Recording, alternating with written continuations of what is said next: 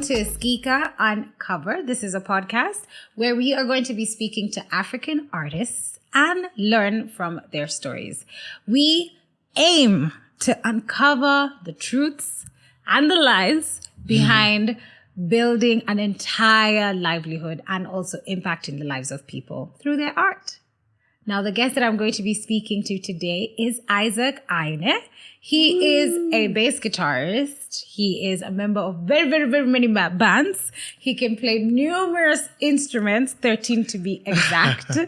And he didn't describe himself this way, but I did speak to a couple of people who said that he is a well-established singer, songwriter, and musician. Welcome, Isaac. Good to be here. Thank you for having me. Wow. What an intro. It was a good one. Great intro. Great intro. You know, when you have a great intro, another person is like, I'm sharp. I'm sharp now. No pressure. No, it's worked out. Yeah. Welcome to our set. Thank you for having me. And thanks for saying yes to do Skika. Yes. Anything for Skika. Anything for Sam. Because like half of the people who are coming here, Samantha was just like, but they have no options. Just show up. Thanks. And they pull up. Yeah, no. It's good. It's good I came through. And I'm so happy that I got to have you. Yeah. And we've met before. Under very interesting circumstances. It was a murder mystery party. Yeah. I think we were both too eager to win. We were. That was what a night! It was so fun and such a competitive group of people. Yes. What? It was lit though. Yeah, it was fun. That was amazing and so much fun. That was last year, July. Right? Yeah. Whoever organized that, we're not going to give you pressure, but we want another one. Another one, just like the other one. When I called you on the phone and you said you played 13 instruments, I was like, excuse? No. So what's funny is people always are like either impressed or like, what, 13? But you know, music it's kind of the same thing. If you can play like the tenor sax, then jumping from the tenor sax to the alto sax, it's not something difficult. You have liked when you play the because the guitar, sax and the guitar are different. So I do. I play at least one instrument from each group. So brass, I play the trombone. Yes. Woodwind, I play the saxophone. Okay. Tenor sax to be specific. Okay. Guitar, strings. Yes. Then guitar, violin, cello, and then all the strings. Then piano and drums. Yeah, so something like that. Was it something you decided you were gonna do? Or did you just like learn 3 and then you were like, you know what, might as well just like figure all the others out? So I grew up in a very musical family. Okay. Right? So there are instruments lying all over the house. Okay. My sister plays the piano. My brother actually is a DJ. Oh. Me and my baby sister is learning the violin. Oh, wow. So at school I was in band. And my teacher realized that I had this gift. So every time someone would drop out of band, I would pick up the instrument that's free. So that's how I ended up playing all these instruments. So one year he was like, Isaac, you know what? I need you on the saxophone. We need more tenor sax. So I learned the saxophone. And then the next year, trombone. So that's how it was. It was out of opportunity to learn, I guess. That is so interesting. Now, I tried to dabble with instruments when I was in high school, which is why I'm going to call Isaac out on his bullshit. It's not that easy. It's really not that easy. Because, so I did piano. Okay. I did it till grade 4. And about that time is when I was like, I want to try drums. I want to like try guitar and like this kind of thing. And for drums, wasn't too horrible. It was a hand-eye coordination thing. So I was like, I can play rounders. This should not be that hard. Yeah. But for drums, I fell off just because of practice. Practice is like 50% it's everything. Of the... And I just wasn't those people who are drumming on the table in class and I'm drumming when I'm in the bus. It just wasn't there for me. But for violin and guitar, my fingers just couldn't take it. Yeah, no, there's that. It's like you want to move your pinky and your pinky is not obeying. It's honestly. Like, yeah, no, and you're being told stretch to... And my neck, I'm just like, it's doing much. The guitar, I'm like, no. We cannot get blisters when we go to Shags and Lima and we get blisters in school. It's not working. No, I was very influenced by a guy called Jonathan Butler. Oh. And Jonathan Butler to me is one of the greatest guitarists because of the way he approaches the instrument. Okay. So when you're talking about stretching and all those things, there's a way he plays in one spot. And it works out the way he plays. So wow. So because I wanted to emulate Jonathan Butler, Okay. I fell in love with the guitar, and all the stretching and the blisters were worth it. Yeah, because you were just like, I just Yes. want to be able to do it. To I do want what to he hear the does. sound. Yeah. So that is why I'm not a musician and Isaac is. Hey, but All of you who are wondering. I'm going to give you pressure. You learn. We see where you are with the drums. For wind instruments, I promise you, I just don't have the air lungs. I just don't, like for sax, because I found flute a bit easier. Wow, flute is tough. I couldn't. I think the two instruments that have defeated me, flute, trumpet.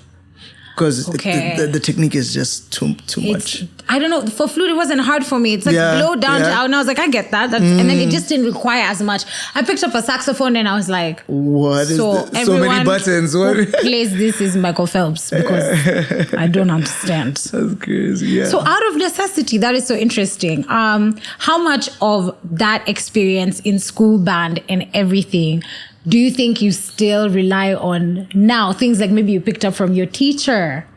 Wow. That's a very good question.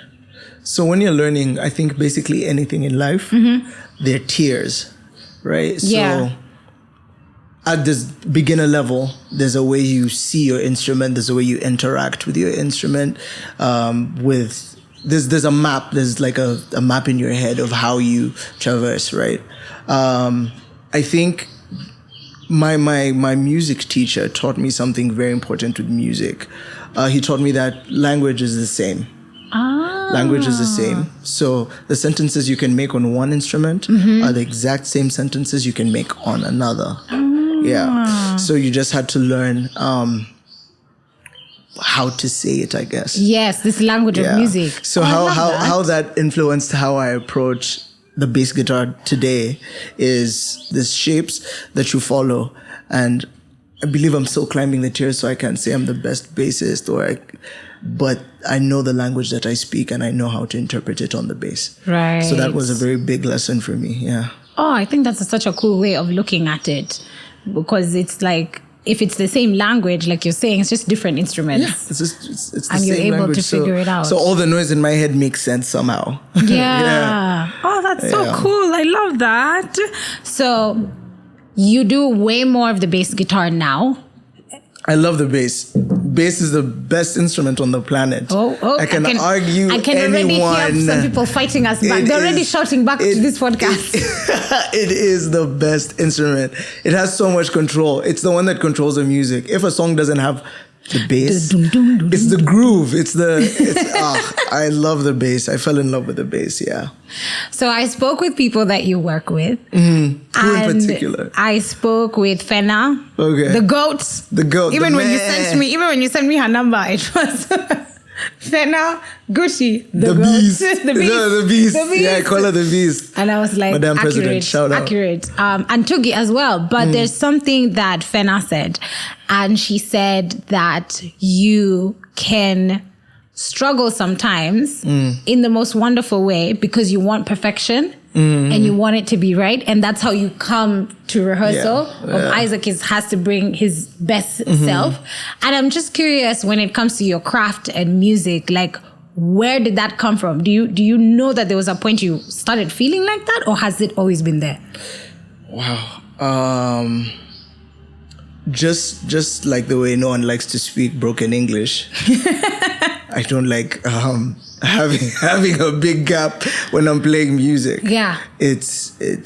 I get really frustrated when there's something I want to do and I can't do it. And it's in my head, because I believe there's a musician in your head and then there's the actual musician. Yes. The practical musician. Yes, 100%. And just bridging the gap between the two is something that always I strive for. So when I fall short, it's a bad gig. It's like, frustration. Yeah, I get frustrated. Yeah. So does that guide who you choose to work with? Because I know you've worked with the best bands, best performers, because I think some people are great musicians and then they can performing part you can really struggle. So how do you decide and how do you pick who you're going to work with? I'm sure there's a time you were like, ule amepiga simu, ule akona pesa. Yeah, wow, that's a good question. Where musicians are now, it's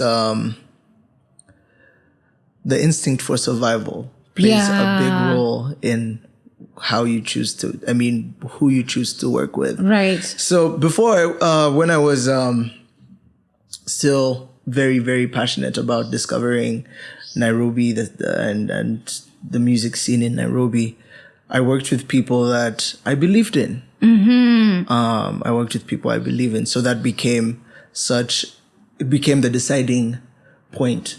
If I don't believe in your music, if I do not enjoy your music, then I'm not going to work with you. Yeah. Right. But there's also pressures. That's what I'm saying. There's pressures. You need to survive. You need some money at the end of the day. Yep. You got to eat. So that broadens who you work with and then all that. So yeah, it's now looking like a survival based thing, but I enjoy who I work with. Yeah. You actually talked about coming to Nairobi and being in Kenya and choosing who you want to work with. And I know you were in Uganda. Yes. So I am Ugandan. Born and raised. Born and raised all over the place. Oh, how many different places could you mention? So the UK and the States mainly. Oh, wow. Yeah. So it's affected the way I see music as well in a very great way, because their approach to music there is not necessarily the approach that's in Africa. Yes. Yeah. What would you say is the biggest difference? Biggest difference is, so I'm a Christian boy. And there's a genre of music called CCM, Christian church music or something like that. I used to play CCM a lot. Okay. So when I came to Kenya, I was playing a gig and someone shouted, 7. And I was like, 7? 7? And I realized, I don't know what 7 is. Yeah. So 7 is, do you know what 7 is? No. Oh my goodness. I'm like, we're going to discover this together. Oh man. So let me tell you what 7 is. 7 is like Congolese music. Oh. It's like yeah, something like that. You know when they wind their waist. Yes. Yeah. That is 7. In my head, I'm like, oh, Willow Longo. Yeah. Exactly. Okay. So that's 7. And so there's styles that I'm not very good at. And 7 is one of them, because I wasn't raised playing African music. Yes. So that's why it's tough. Oh, yeah. Wow. So stuff like that. Okay. And I think also there is the professional aspect. I'm sure you saw this stateside and in the UK, where somebody decides they're going to be a musician even at 16 or whatever. And they go for it. They're making sure they know how to write music, both the actual technical notes and songwriting itself.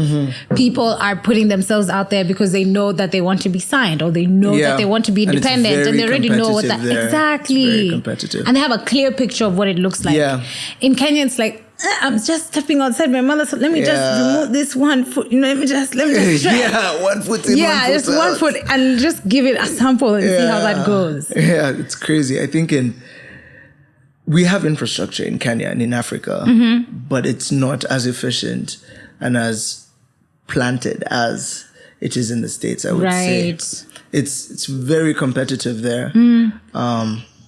Here it's competitive as well, but like you said, there's people who are putting 1 foot into music and 1 foot out. Yeah. Once again, because of probably survival. Oh, I mean, 100%. You need to put food on the table at the end of the day, right? And that time the guitar is not doing it. Yeah, the kids, hey. And the kids are looking at you like, hi dad, hi mom. What are we doing here? Yeah. So you talked about when you were choosing people to work with initially, it was people you connected with, people whose music you liked. And so having been to Uganda, even just social culture is so different. It is different. So I mentioned that I lived in the UK and I lived in the States. Yes. The hardest transition of living I've ever had to do was Uganda to Kenya. Because I thought mentally it would be a small step. Oh, we're just neighbors. The food is going to be the same. The people are going to be the same. Oh, so sorry. And it was. It was a setup. It was the hardest. It was the hardest transition. I was so homesick. Things were so different here. Kenya, Nairobi is so fast. Yes. It's such a fast place. Yes. I remember I was in town. I was in CBD, and there was this Indian guy leaning on, like next to Java. There's the road next to Java. And I was asking for directions somewhere. Yes. I think GPO or something. And I asked him and he looked at me And then he walked away. And then I learned that you are never supposed to stop in Nairobi. Talk to a random if you person. don't know where you're going, you keep walking and you go around and you come back. You can't stop and turn around. You can't stop and turn around. Also, whoever that man was, shame on you. Shame on Isaac you. needed help. My first experience was come on. It was so I'm actually embarrassing. so I'm like, I'm not shocked trying that to it's that steal much- from you. Yeah, I just need wanted to know. directions. Just hey. But I'm not gonna lie, me, I'm born and raised in Nairobi. If I'm walking if I'm walking anywhere and somebody's like, excuse me, the first thing I do is I step back and I'm like, whoa. Yeah. What do you want? Yeah. What are we doing here? I think And that's also, the why culture. me? There are all these other people. Like, Why me? Yeah. No, that's so true. They're usually more scared than you are. We're like animals. We're actually more terrified. My dad used to say, Isaac, when you're in Nairobi, be careful. 2 guys will come, they'll pick you up, and then the other one will take off his shoes and then put you back down. Oh my God, accurate. That can 100% still happen. Oh my goodness. Very, very possible. But we are also great, kind, wonderful people. Yes. Nairobi has become home for me. It's become home. That's good. Yeah. I'm happy it came full circle. Yeah, it came full circle. I'm sorry about the food. Our food will never be like Ugandan food. Tell me about Ugandan food. Tell me your experience with Matoke Ugandan all food. day, every day. Come on now. And it's the only one that I like. I still don't like cooked bananas. In Kenya, it doesn't matter who does them. Sorry, Shosho. If bananas are cooked. It doesn't matter who does. Sorry, Mom. Like, it doesn't matter who does them. I'm not into it. And then there is the peanuts. Binyebwa. Thank you. That's what it's called. Yeah. Dude, that stuff is amazing. That's good. Yeah. I was in Uganda December 20. Oh, wow. Cleo's. Yeah. December 2022. And we were fed. Thank you. Yeah. No, the food in Was Uganda fantastic. is amazing. It's amazing. One of the reasons I miss home, but yeah. Yeah. It's not too far. You'll be fine. Yeah. It's just across the pond. I also spoke to Tugi, somebody else that you work with. Shout out Tugi, big guy. Me and Tugi go way back. Like when I was just entering the gig world, I was playing with Tugi, and yeah, for Nviiri. So that's how we got to know each other. And it was also, those are 3 very talented people. I'm glad you guys found each other. Because even for people like Nviiri and Ben Sol, if they didn't have good bands. That's true. I don't think it would be. That is very, very true. They have become one of the best performers, performing artists in Kenya. Yeah. And shout out to Soul Generation, because Sauti Sol knew that it's a must for the package. I asked him about when you guys first met, like where did you guys connect from? Where did you meet? And he was like, I met this guy, and first things first, I'm hearing he's from UG and everything, and forgive us Kenyans. I'm sure maybe he was like a little hesitant at first. And then he heard you and he was just like, yeah. Story done. This guy, he talked about the fact that you are incredibly talented. He is as well. Very talented. That you are super easy to work with. And so what I want to hear from you is... That's a good reputation. If you... Yeah, very good one. That's a good one. I'll call other people. I'll be like, Isaac, I'm in trouble. Oh, man, Isaac. Anyway. That guy's annoying. No. So I wanted, if you were advising somebody who's just starting out, especially if you've done the classes. So whatever the instrument is... Or even if it's your voice, you've done the schooling, right? You've done that. You have the paperwork, and you can play this thing. But when you come to work, it's we don't know you. It's fresh and it's new. So I want you to speak to that African artist. What are your pieces of advice? How should they walk into rooms? How should they walk into rehearsals? That is such a good question. Wow. I keep saying music is a language. If you remember, the point of music is communication and is not just you. Communication and entertainment. Yes. That's what music is about. I would say to the young African artist that even if it's about you, it's really not about you. It's not how crazy you can get on stage. Right. If you're making music with other people, it's what you all create together. So even when you're in studio trying to record, you are not just showing off because you can. Yes. You are trying to connect to your listener, right? And entertain them as well. Music is about what you create together. The artists that live long, that are eternal, like Bob Marley. Yes. was focused on reaching the hearts of people as opposed to just showing off. That's true. Right. So that's what I would say. And it's very easy to get on stage or to go into studio and want to show off. But a good musician, a great musician, is how you have impacted people's lives. True. And not how well you know your craft. I would say that. Yeah, damn. There's people who have been playing music less than I have. Yeah. But they are very talented. Very talented. And when it comes to what I can do on the guitar or how I can sing as compared to them, you would assume that, like Billie Eilish is a kid, right? Billie Eilish is like 20. Yeah, oldest she could be is 22, 23. Yeah. Oldest. But look how she's affecting the world. Yeah, I mean, it's insane. So I think it was her and her brother in the room. Yes. And he's like the sound engineer, producer, everything. Yes. And she's Phineas. Like writing and everything. Yeah. And I was just like, this is insane. Because even when you talked about Bob Marley, these songs and all the production was done, and I don't know if he knew. On. Yes, and it's still relevant today. For me, that's the point. That's the point. There's some 18-year-old somewhere who's getting a tattoo that says, when music hits you, you feel no pain. And I don't even know if they know the relevance, but I'm just like, Bob, your work continues. Yeah.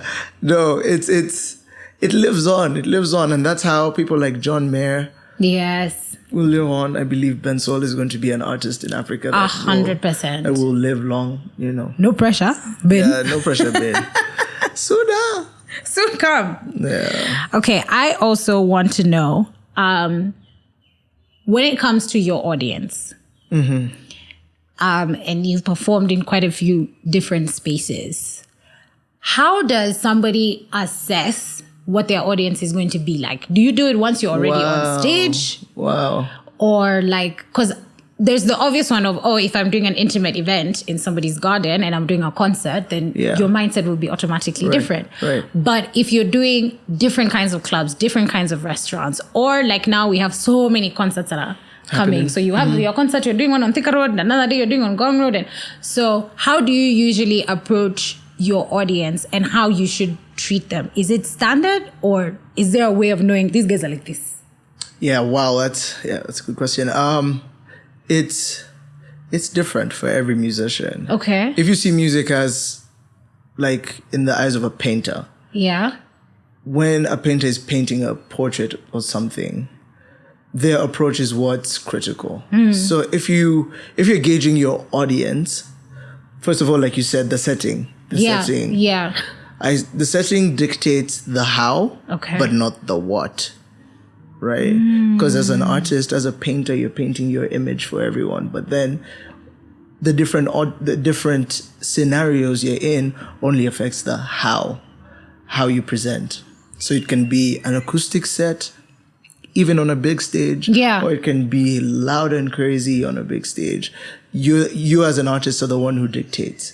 That's what I choose to believe. Yeah. I like that answer. And I feel like you've worked with people who also want the instrumentalists to kind of have their moment to shine. Yeah, big shout out to Fena. My goodness, Fena. If there's one person that I know believes in Tugi and me is Fena. She's like, I'm stepping back now. Yeah, Fena. She's like, here's your moment. Come shine. through. Go. Shine, babies, shine. Shout out. Now, mind, body, and spirit. I want us to cover this. Now we're going deep. Prepare yourself. Okay. Tukona tissue. Don't worry. You are fully covered here. We actually had this conversation with an artist I was just talking to earlier today. And we were talking about something simple. I'd never thought about this. Insurance. Right? You can insure your car, insure your house, insure your equipment, and all that good stuff. But you cannot insure, well, not in Kenya yet. We haven't reached there. But Isaac can't insure his hands. That's so true. Yeah, you can't insure like your fingers to make sure that everything goes as is. So I'm just curious, do you now have a regimen that you use to take care of your body when it comes to performances? Are you getting there? Is it something you're thinking about? Ama, you're just like, baby, for now, we are just with God. I have a stage ritual. which I'm probably not proud of, but it helps. Okay. I shake my body out. Okay. And take 2 shots, and then I'm on stage. Really? Yeah. Oh, I love that. That's it. Just shake it all out. So I rarely get nervous. That works. Yeah, it just let's I enter the moment. I'm in the zone now. It's just me and my bass and another instrumentalist. And the other people on stage. And the other people on stage. But that's my ritual.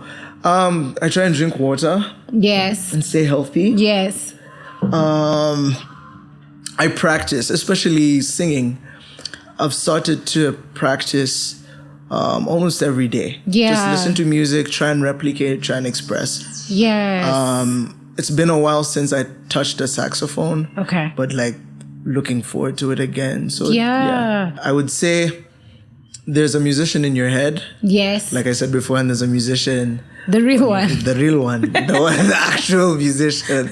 There's someone who is doing runs in your head. Yes. And then there's, I try and minimize the distance between the two. Okay. Yeah. I like that. I was going to ask you what's wellness when it comes to you and your craft, but I think you just answered it. That is, wellness. Trying to bridge that gap. Trying to bridge that gap. The smaller the gap is, the better your expression. The more okay you are. Yes, yeah. I would say. Fena also talked about the fact that you are an incredible songwriter. And the words she actually used was trust. She said that I wouldn't trust many people to write with, and I trusted him, and it was amazing. Yeah. So I want you to tell everybody what song or songs those were that you guys wrote on together. And then I have so many questions about songwriting, but I'm just going to start with the first one. Do we have ghostwriters in Kenya? Yeah, they're there. Yeah? They're there. Your volume even went down because they're hearing you right now. I haven't signed an NDA, so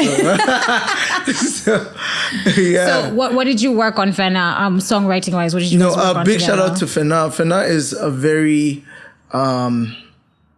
intentional artist and a very good friend of mine. So it's hard to find credit in Kenya. Yes. But she awards credit where it's given. She does. Yes. So worked on her new Love, Art, Lust album. Yes.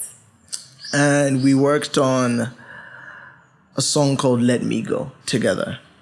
And it's an amazing jam. You guys should hear it.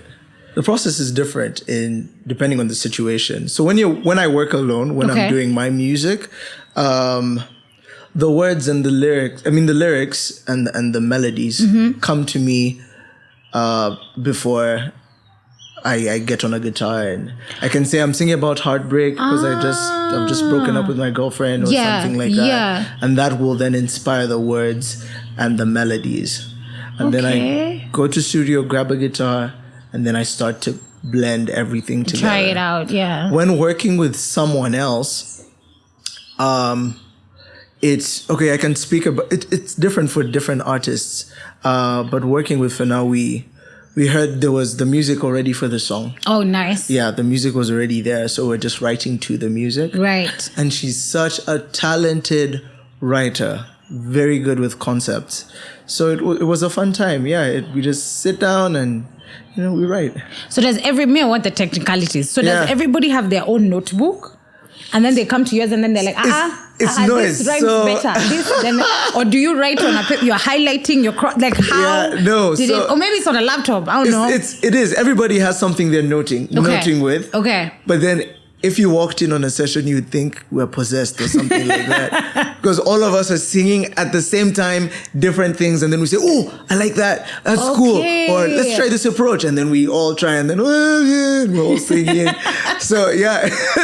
So technically, it looks a lot like that. That's what, at least for the people I work with. Right. So it's a lot of trial and error. Yeah, there's some I've heard that you just go to a corner by yourself. Yes. And you just do your art. Yes. And then you come out and then you say. But the people I work with, we all shout at the same time. And it's such an exciting experience. That's amazing though, because I'm sure there's some magic that happens. Like somebody will sing something as a joke and be like, no. And it's like, let's go that way. That. Yes. Yes, there are moments like those. That's beautiful. It is. Making music with people is such a sacred experience. Yeah. It's so special to bring to life what wasn't before with other people. Right. So special. So I want to know the other side of it. What's it like when you had sessions, either by yourself or with other people, and then maybe a project is put together? So it's a song is being released or an EP or an album. And that one that you had done in studio that you thought was so magical that day doesn't come out. I'm going to talk about it. I'm going to talk about it. All of you be scared now. There was no NDA. No, that happens a lot in the music industry. Yeah. Because you're getting your catalog and so you're in studio all the time doing songs. So you end up doing like working with an artist, you can do about 20 to 25 to 30 songs. Right. And then they only need 5 for an EP. Yes. So all the rest do Gone. In a hard drive somewhere. Gone. And it's such great music. So because of that, the biggest person I've worked with, I can't even mention because the song isn't out. Oh no! The song isn't out. So it's not on my resume. This is like, I've done songs with this person. There's a track that exists in the world. But nobody knows. Yeah. But nobody knows. I can't. My song, what happened? So you were like some of the biggest people you've worked with. Some of the names, big names, but because they didn't do their verse or it's one of those come on now. I just feel like it didn't fit in the sound. This was for the album, guys. Yes, and now it's not on my resume, but it exists. Isaac is speaking to you directly. Yes, you know who you are. But you can hold out hope. I was talking to Lisa and she taught me something about Pony by Genuine and how the song had been done and finished 7 years before. Wow, yeah, no, it even started going up on the charts and everything. So don't worry, soon come. Hopefully. Soon come. Yeah, we need those royalties coming in. You guys need to do those compilations. Songs you did over the year didn't get released. Exactly. Or that December album, that's like the ones that didn't make it or something. Just like add them on and put them on there. So many. Yeah. Okay, I want you to tell us about your relationships outside of the two that we've just spoken about. But I want you to talk about, because you were new in Kenya, an unexpected friend or an unexpected love. Wow. Unexpected love, friend, relationship within music. Yeah. Yeah, so this is a very interesting story. So I'm new in Nairobi. Yeah. And there's a friend of mine that says, "Hey, come to practice. We're playing for this artist. Come for practice." And there was a song at the time called Pombe Sigara. Yes. And I was like, this is one of the best songs I've ever heard in my life. Such a good job. I was blown away how poetic it is. Yes. And I'm like, who's this person? So I go to this session and I'm sitting down and there's a bass guitar over there and the bassist is late. So Nviiri walks in. It's like, all right, guys, let's start. That's how he talks. Yeah. Oh my God. So we start the thing, and I'm sitting down, and the bass is there. So the drummer Dre, big shout out to Dre. Dre said, no, this guy plays bass, and he can keep up with us. Okay, grab the bass and play.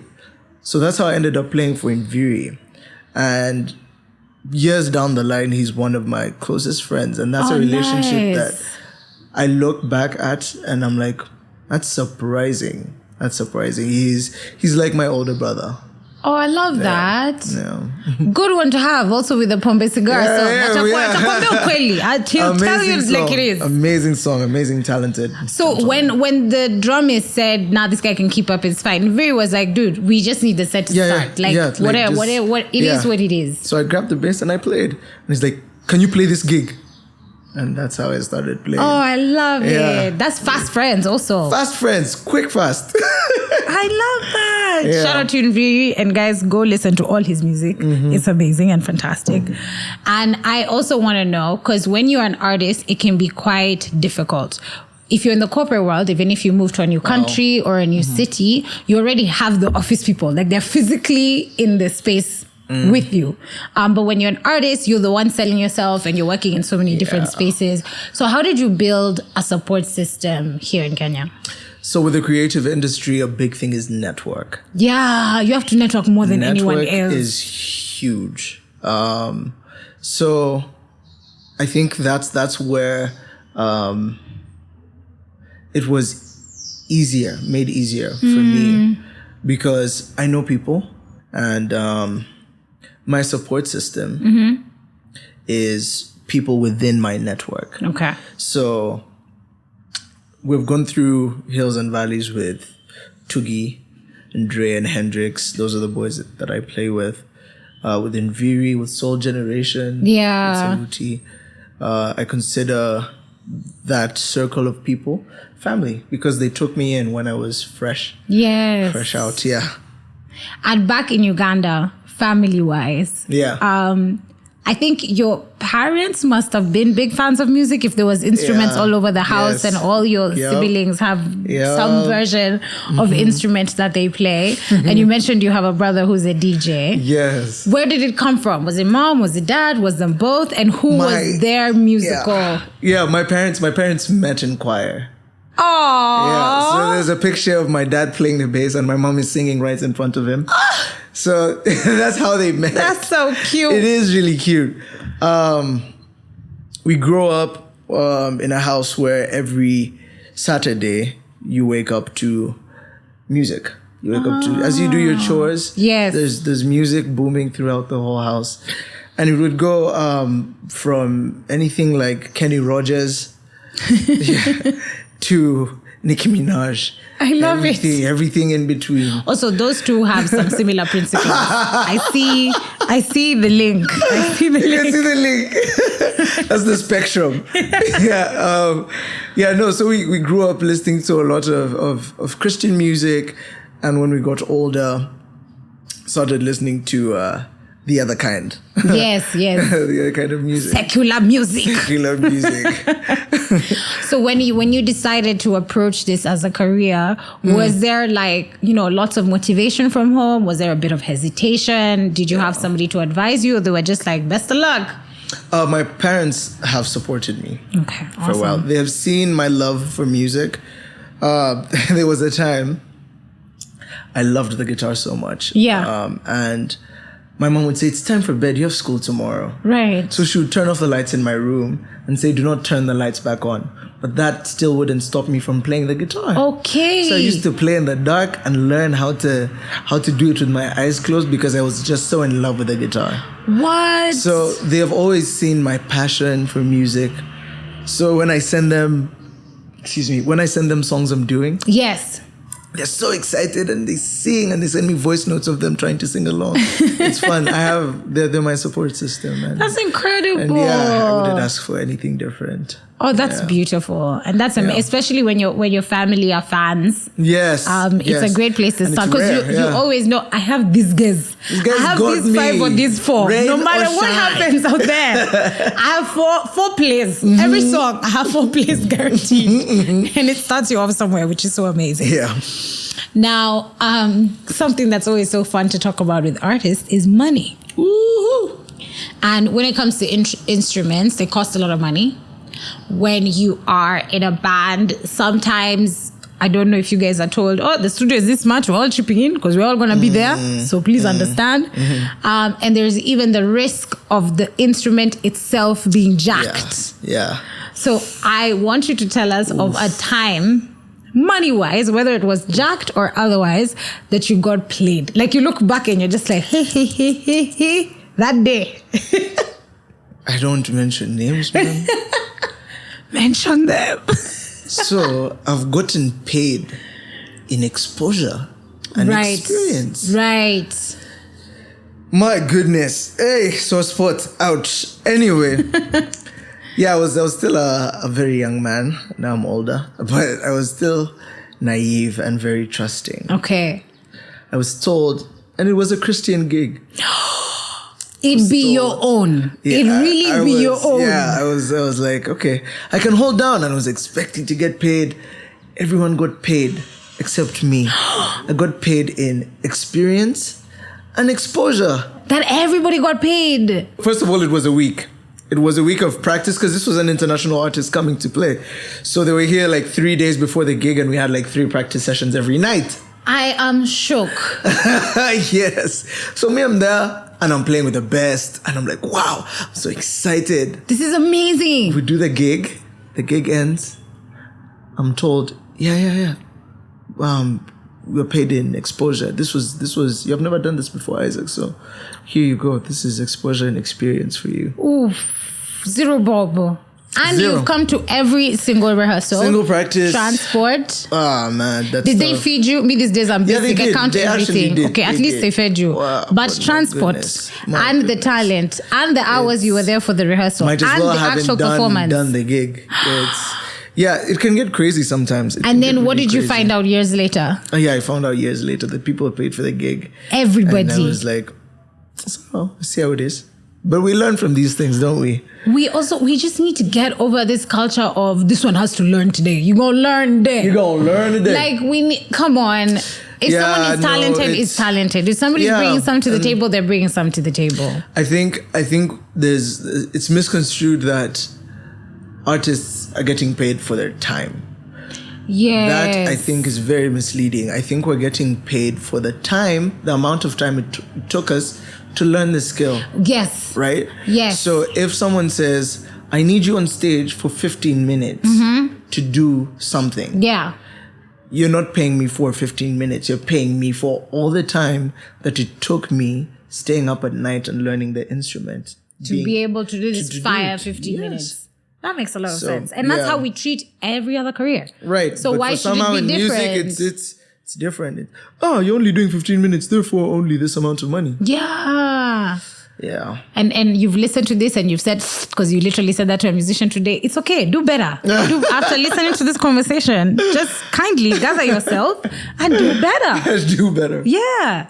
That's actually so painful. It is very painful. It is. The creative industry in Africa is one of the places in the world with potential. Yes. So much potential, but so many artists in every respect. Yeah. Painters. Every creative is being burdened by how the creative industry works, and that's why people are ashamed of it. That's why it's a hard place to work. It's more of you'd prefer for it to be a hobby because you don't want to rely on it full time. But you can't get married, feed your wife and your babies on a basis and salary. save. Yeah, that's so true. And it's a gig economy, so you don't even know when it's gonna come. Exactly. Sometimes you're really busy, sometimes you're not. Yeah. And that's so wild. You referenced something that I want you to talk about, which is Nigerian artists don't play.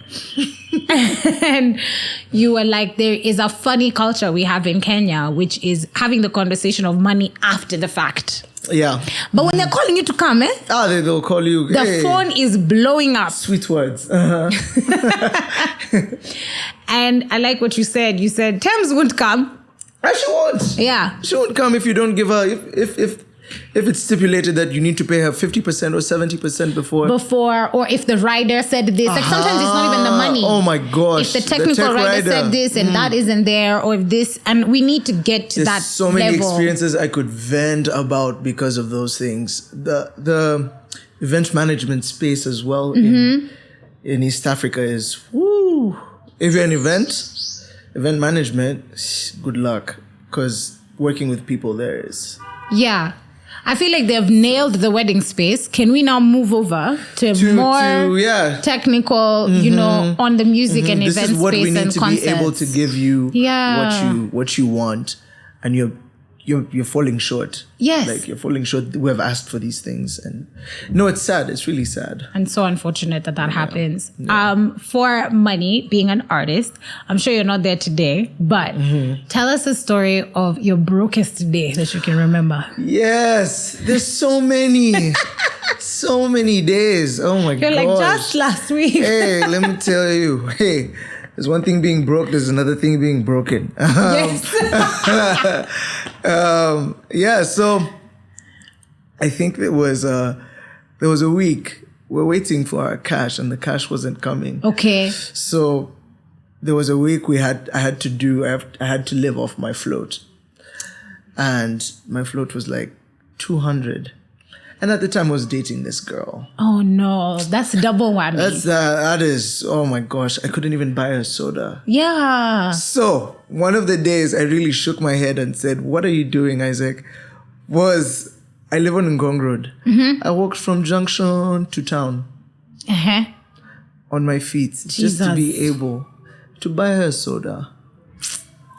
And then I walked back home. Wow. That walk shook me. You were like, I can't believe. I was like, this is not happening.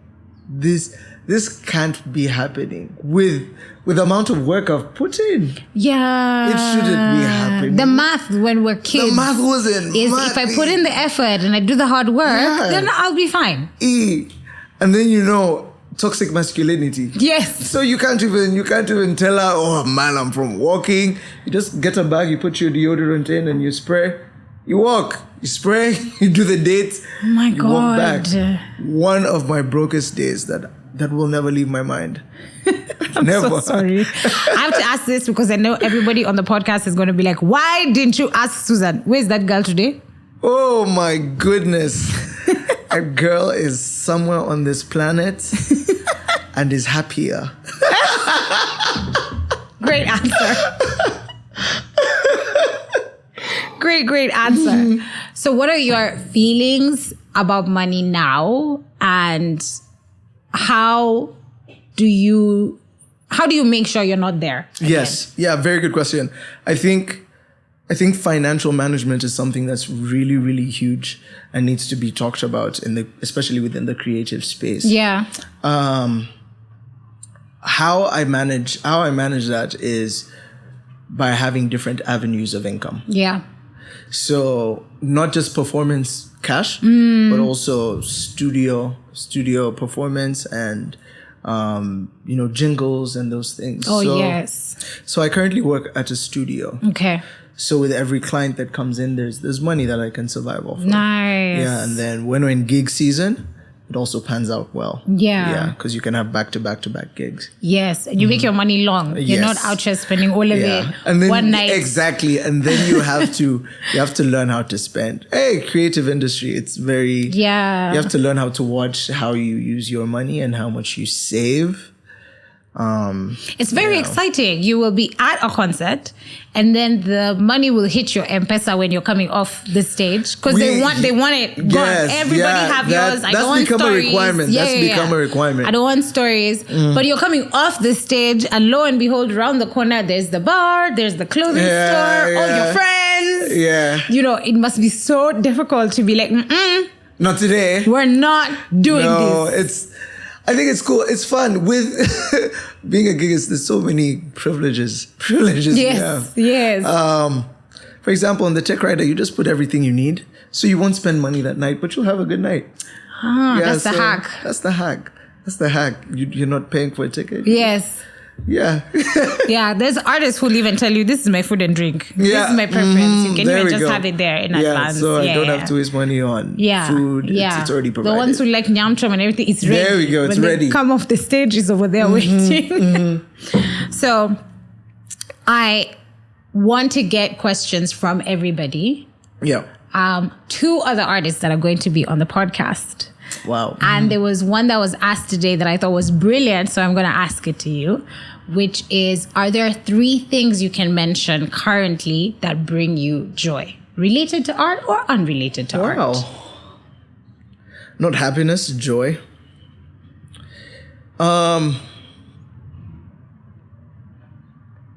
It's been a long time coming, but I have a really, really awesome support system. Yeah.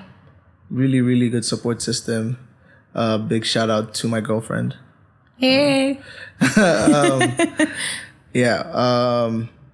She brings me joy. No, I really love does. that. She's there for me in the good times and the bad times. Love it. And she's solid. That's a great compliment, actually, as a partner, that you're solid. Solid. She's solid. 2, I would say my art. My art really gives me joy. There's no greater feeling than creation, than having the blessing and the gift of creation. It is amazing, and I look forward to putting into existence what wasn't in existence before. Yeah. That's 2. 3, food. Oh my gosh. Oh my goodness. Thank God for food. Thank God for food. Oh, that brings me joy. Nyama. Nyama hivi. Kachumbari. Small nyama with kachumbari. You're a happy guy. Men are simple beings. Just give me meats, kachumbari, and ugali. You're ready to go. And my heart is there. Hey. So I love that. Those are the 3 things. I absolutely love that. That's amazing. Something else that I want to hear from everybody, which is in your dream situation, what would you want the Kenyan music industry or the African music industry to look like? That's a very easy question because that has been on my mind since I was 16. Oh, nice. I want the African creative to be protected. I like that. Protected financially. Even when it comes to things to do with legal. Yes. To be protected. I really do believe that there's so much that can come out of people networking. Yeah. So much that can come out of people giving their, what they're valued. Yes. People being valued. There's so much that would come from having a space for e-commerce, for artists, different avenues that people can get to make money. Yeah. Yeah, so I would love to see the African creative protected. Yes. Yeah. And then they'll do all the creation. Yeah. They'll do wonderful things. They'll do it. They just have to be in a safe space. If they're in a safe space, if they're protected financially. Yeah. If there's places like Skika Africa, thank God for Skika. Shout out. That is handling and helping creatives.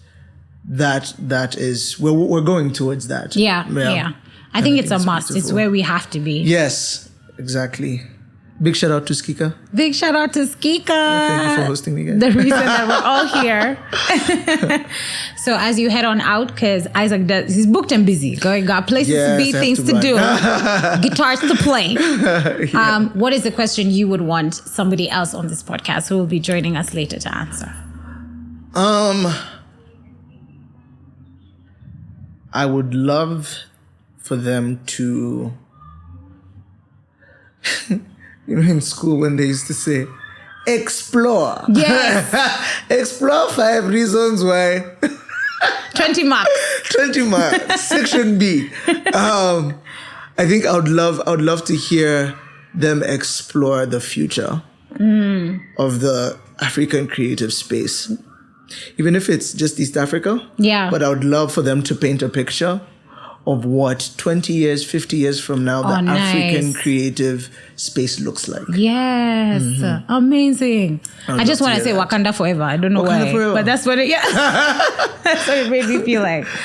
Isaac Aine is our guest today, and he's absolutely incredible. Do check him out on all the socials. You will find him if you type Isaac Aine. The E has an accent, but even if you don't put the accent, but don't tampata. Okay? Yeah. And we really appreciate you giving the time. It's been Thank you for having such a good so conversation. It was fun. I'm behind the scenes, guys. I'm going to get all this tea on those names he couldn't mention and some of those stories he couldn't tell. Yeah. I am Susan Joroge Awori. I have been your host today. Shout out to Skika Africa for giving us this platform. And please do check them out. It's skikaafrica.com.